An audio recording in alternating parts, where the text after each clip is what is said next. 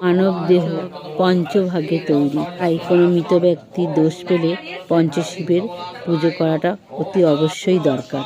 এখানে ঠাকুরমশাই 5টি শিবলিঙ্গ তৈরি করে নিয়ে এসছে। এক একটি শিবলিঙ্গকে নামিয়ে তাকে ফুল, বেলপাতা, চন্দন, মালা দিয়ে জাগ্রত করে আবার জায়গায় রেখে দিচ্ছে।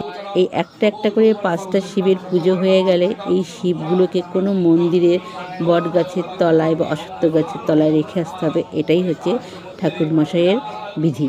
আমরা মানব সমাজে কতটা পাপ করি জানি না, কিন্তু মৃত্যুর পরে কোনো মৃত ব্যক্তি দোষ পেলে সেই দোষ কাটিয়ে দেওয়াটা অতি অবশ্যই দরকার। আর সেই কাজটাই আমি করছি, যাতে আমার মায়ের সমস্ত দোষ কেটে গিয়ে তিনি শ্রী বিষ্ণুর চরণে ঠাঁই পায়, এই কামনাই করে আজকের এই পুজো অর্চনা চলছে আমার।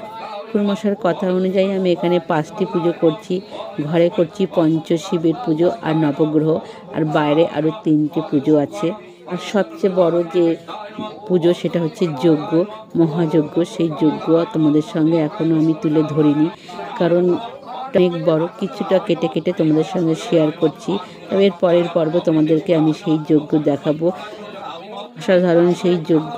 কথা বলতে বলতে ঠাকুরমশাইয়ের পুজো শেষ হয়ে গেছে, এখনো নবগ্রহ পুজো চলছে। ভোলানাথ আমার মায়ের আত্মার শান্তি কামনা করি, চরণে ঠাঁই দিই।